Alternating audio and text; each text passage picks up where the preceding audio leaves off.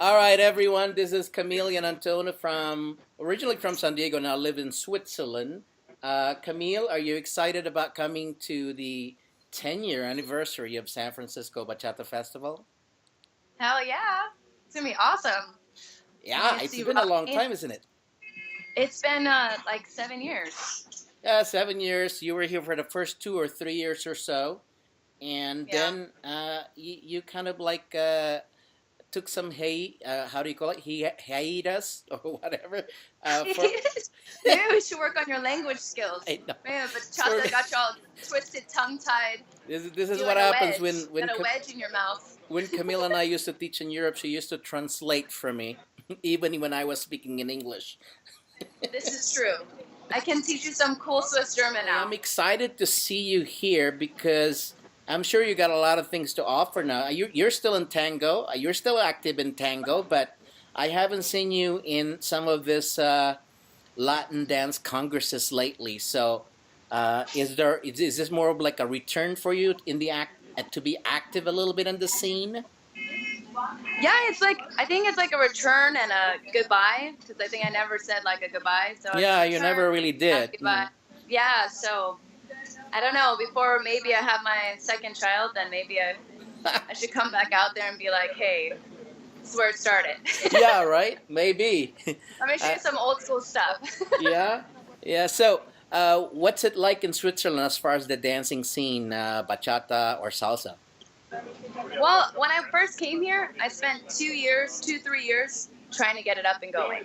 And it was super big. I came into a dance studio and I said, hey, you know what? You're having a festival. Here I am. Here's my videos. Here's my resume. And he's like, okay, come teach this weekend at my festival. And he's all, no one will be in your bachata class.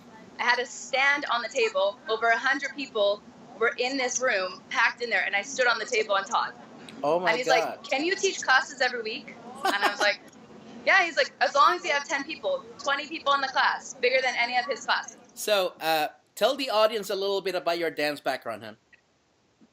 Um, well, I started off as a gymnast, and when I was 9, and I quit that pretty early because I didn't want to look like a man. Yeah. I don't want to stunt my growth. But one of my main things was cheerleading, so that was pretty good. And I was actually the biggest cheerleader, so I lifted up all the ladies, Wow. which helped me with all my lifts and tricks in the future for Lindy Hop, which is my first partnering dance, Yeah. and then getting into salsa. So So you had a background of swing dancing, right? yes, Lindy And then Hop. of course your favorite or your solid background, really solid, is tango, right? Yeah, now it's really tango. I have a tango school here in Bern, and it's really small, but it's great. We do a lot of things. This year we're hosting at least 6 teachers from Argentina, and we host events every month. And yeah, it's So awesome. when is this event that you're doing in Bern? We're hosting a teacher, Juan Cantone, who's actually touring in the U.S. and also in all of Europe. And we're hosting a Milonga Clandestina. Yeah. So we go to different spaces and we check them out. It's actually a climbing center, Yeah. but it has a cool view of the Alps with a huge fireplace and like Is that we're like gonna have a weekend type of event? yeah, he's gonna teach workshops and then we're gonna have the Milonga. Nice. Now, Yes. when and how did you get started with salsa and bachata, the Latin dances? Well, when I was in standard dance in the military, I went to standard school, Arthur Murray, and I said, oh, what's this Latin thing happening? Oh, it looks like a little bit of fun. And so I tried it out. And I thought, oh, it's super cool. And then when I came back to the States, I actually met Michael, my first salsa dance partner, Yeah. out on the dance floor at the Marriott in San Diego. And we didn't know what we were doing. We just kind of did hip hop to salsa, and people Yeah. thought we were amazing. Right. We definitely were able to fake it till we made it. Yeah. And like 2 weeks later, we were like, let's enter a salsa contest. He knew how to do ballet. I knew how to do lifts from Lindy Hop and from gymnastics. So we made a good show. All I know is that both of you are really, really phenomenal dancer. You could pick up things just like that, and he could lead anything. You could follow just about anything. I don't care what dance it is. When I watch you over the years, you just follow what the hell ever dance it is. It came off easy because I believe because you had a good dance foundation, and I didn't know about the gymnast. That explains your flexibility and jumping and all of that stuff. Yeah.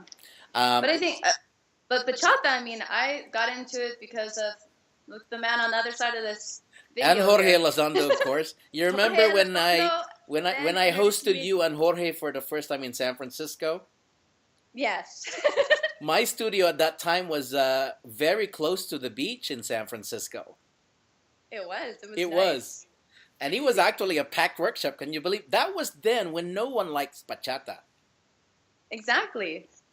You also remember when we used to travel to Europe and we taught a 3 hour dips and tricks workshop?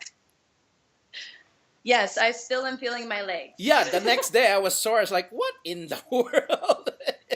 See, Exactly. to the audience who does not know, me and Camille, despite that she now have a different style of bachata, I have a different style of bachata, which I embrace.